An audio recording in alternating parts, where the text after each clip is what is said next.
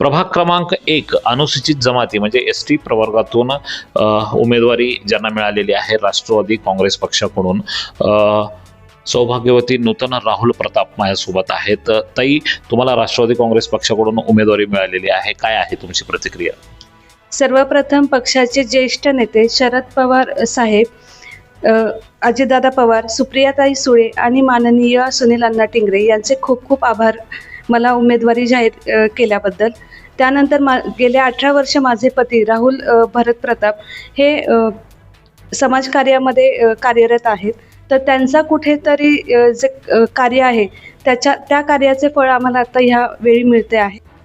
राहुलजी, आता नूतनताईने ज्या पद्धतीने बोललेलं आहे की माझ्या पतीच्या ज्या सामाजिक कार्य केलेलं आहे त्याच्या म्हणजे बलबुत्यावर तुम्हाला ही उमेदवारी त्यांना मिळालेली आहे, काय बोलाल तुम्ही? प्रामाणिकपणेचं फळ मिळालं. गेल्या 18 वर्षापासून मी प्रामाणिकपणे जनतेची सेवा करतो आहे, त्याच्यामुळं हे आता आम्हाला ते फळ मिळालं. माननीय सुनील अण्णा टिंगरे असेल किंवा अजितदादा असतील, या सर्वांनी एक सामान्य कार्यकर्त्याला बळ दिलं, आज तिकीट दिलं आणि एक सुशिक्षित असल्यामुळं नागरिकांच्या कामं पण भरपूर अनेक चांगले होणार आहेत.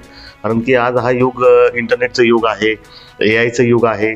काही ठिकाणी शिक्षण खूप महत्त्वाचं असतं, तसं महानगरपालिकेत पण सुशिक्षित लोक जाणं गरजेचे आहेत. त्यामुळं तो विचार करत आम्हाला सुनील अण्णा टिंगरेंनी ही ताकद दिली, हे तिकीट दिलं, त्याच्याबद्दल मी अण्णांचे पण आभार मानतो. आपल्या भागाच्या समस्यांबद्दल बघायला गेलं तर आपल्या भागात म्हणजे रेखाताई टिंगरे आहेत, 15 वर्ष झाले त्या काम करत आहेत, पण सत्ता नसल्याने त्यांना कामं काही ठिकाणी अपुरे पडले, कारण की एकटेच नगरसेवक होते त्यामुळे. पण यावेळेस आम्ही पूर्णपणे पॅनल जिंकून आणू आणि तो पॅनल जिंकून आणल्यानंतर ज्या आपल्या प्रभाग क्रमांक 1 मधल्या ज्या समस्या आहेत, जसं की लोगाव गाव आम्हाला आत्ताच जोडलेलं आहे प्रभाग क्रमांक 1ला, उर्वरित लोगाव आहे, तर त्या भागाचा पूर्णपणे विकास करणं झालं.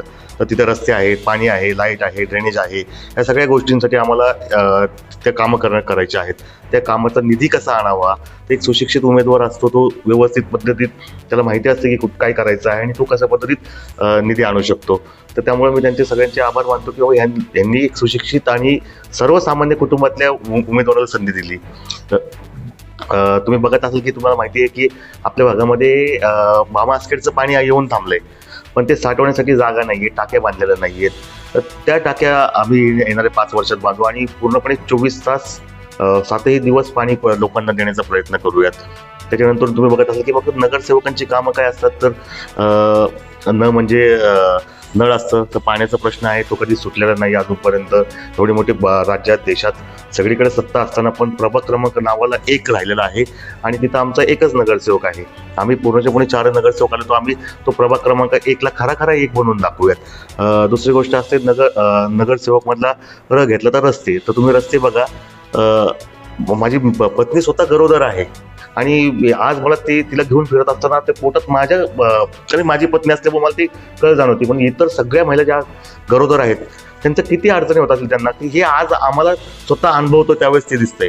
एवढे घाणेरडे रस्ते आहेत, तर ते रस्ते आपल्याला खूप चांगले करण्याचा प्रयत्न करूयात आम्ही की महानगरपालिकेत गेल्यानंतरून.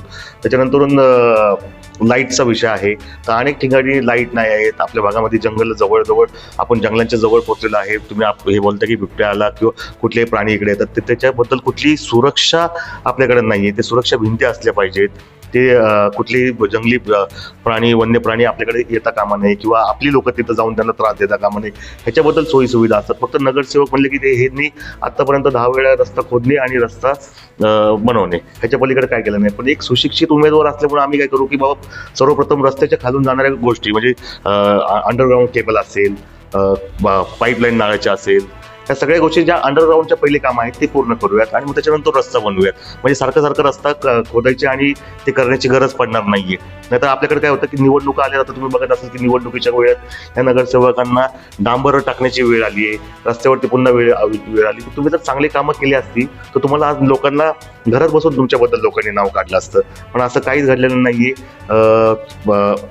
खरं तर टीका करायची वेळ नाही, पण तुम्ही आदिवासी भवन बघितलं असेल तर आदिवासी भवनाला पूर्णपणे तसं म्हणजे एवढा मोठा निधी शासनाचा, जनतेचा, आपल्या सर्वांचा तो निधी वापरलेला आहे, पण ते तुम्ही जाऊन पहा, ते पूर्णपणे असं खंडर वाटते. एवढी घाणेरडी अवस्था करून या नगरसेवकांनी ठेवलेली आहे. तर मग तुम्ही समाजाला देताय काय? हे खूप मोठं आव्हान आहे ते ह्या नगरसेवकांच्या समोर आम्ही तर येणाऱ्या महानगरपालिकेच्या निवडणुकाच्या नंतर ज्यावेळेस आम्ही महानगरपालिकेत माझी पत्नी जाईल आणि आमचा पॅनल पूर्णपणे जिंकून येईल, त्याच्यानंतरून प्रभाग क्रमांक 1 मध्ये खूप चांगल्या सुविधा असतील, तिथले नागरिक एवढा प्रभाग छान असेल की तो प्रभाग क्रमांकाला सुजलाम सुफलाम बनवण्याचं आम्ही काम करू.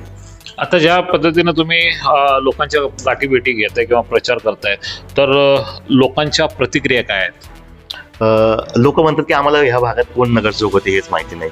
ते 4 नगरसेवक असतात, चारीला त्यावेळेस आम्ही म्हणजे मागच्या उमेदवारांनी सांगितलं होतं 4 बटन दाबायचं आहे, 4 लोकांना निवडून आणायचे, किंवा आमचा एक कमळाचा उमेदवार आहे ते न माहिती असलेल्या लोकांना बटन दाबा, असं केलं लोकांनी आत्तापर्यंत. त्यामुळे लोकांपर्यंत बाकीचे नगरसेवक कोण पोहोचलेच नाही, त्यांना माहिती पण नाही आहे. तर आम्ही तसं नाही आहे. आम्हाला स्वतः शशी अण्णा टिंगरे एवढं चांगलं व्यक्तिमत्व आहे आणि एवढं प्रेमळ व्यक्तिमत्व आहे की त्यांनी त्यांच्या प्रेमाच्या आणि कार्याच्या ह्याच्यावरती त्यांनी त्यांचं पूर्ण प्रभागामध्ये मन जिंकलेलं आहे त्यांनी. तसंच बघितलं तर रेखाताई असेल, चंद्रकांत दादा असतील, ह्यांचं तुम्ही बघाल तर ते एवढं ग्राउंड लेवलचं आहे की बाबा ते सामान्य कुटुंबातल्या लोकांच्या सोबत बसणं, खाणं पिणं इथून सुरुवात होती की ते कामापर्यंत बघा, की कोणाचा बड्डे असो, कोणाची घरामध्ये डेट झाली असो, ते इथं स्वतः जाऊन पोहोचणं, त्यांच्या सुखादुःखात सामील होणारे हे दोघंही दाम्पत्य आहेत. आणि ह्यांच्या मार्गदर्शनाखाली आता आम्ही पुढं काम करणार आहोत. म्हणजे आम्हाला कुठेही त्यांनी त्या शशी अण्णा पण असो किंवा रेखाताई किंवा चंद्रकांत दादा यांच्या प्रेशर कुठेही राहणार नाही हे दिसून आलेलं आहे आम्हाला.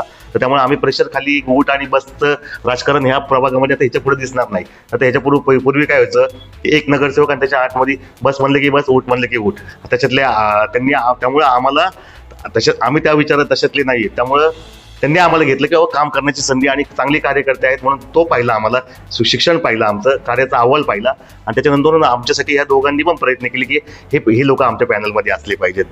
त्यामुळे मी त्या दोघांचंही आभार मानतो. नक्कीच टाइम्स ऑफ पुणेकडून तुमच्या पॅनलला आमच्याही हार्दिक शुभेच्छा. आपण हा रिपोर्ट पूर्ण पाहिल्याबद्दल शतशः धन्यवाद.